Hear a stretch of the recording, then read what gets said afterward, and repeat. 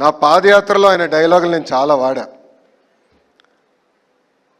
ఆ రోజు ఎందుకు వాడానంటే అక్కడ బాలబాబు గారు లేరు కనుక.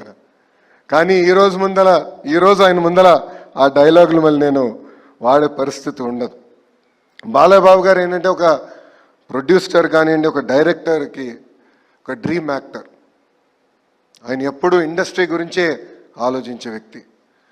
కోవిడ్ వచ్చినప్పుడు కూడా ఏకంగా సినిమా రంగమే ఒక సంక్షోభంలో ఉంటే ఆయన స్టార్ట్ చేసిన సినిమా ఎన్ని ఇబ్బందులున్నా పూర్తి చేస్తాం కూడా ఆనాడు జరిగింది.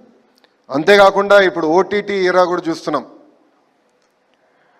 నాకు బ్రహ్మని చెప్పింది ఒక టాక్ షో చేయాలనుకుంటున్నారు. నేను అప్పుడు అనుకున్నా ఇది సాధ్యమా?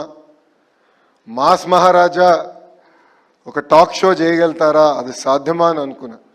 కానీ మనందరం చూసాం ఆ అన్స్టాపబుల్ టాక్ షో ఏకంగా ఆ ఓటీటీ ప్లాట్ఫామ్లో నంబర్ 1 స్థానం కూడా సాధిస్తాం జరిగింది. బాలబాబు గారు ఒక బోలా శంకరుడు.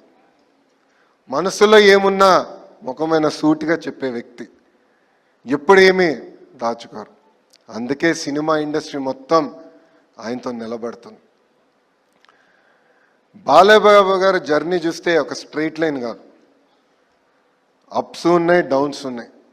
కానీ ఆయన డౌన్ని ఎప్పుడు అప్ ఎట్లయితే ప్రవర్తిస్తారో అట్టనే తీసుకున్న వ్యక్తి మన బాలయ్య. 50 సంవత్సరాలు చాలా కష్టపడ్డారు. కొన్ని సంవత్సరాలు అయితే ఏకంగా 5 సినిమాల్లో కూడా యాక్ట్ చేసిన వ్యక్తి మన బాలయ్య. సో చరిత్ర రాయాలన్నా తిరిగి రాయాలన్నా కేవలం మన బాలబాబు గారితోనే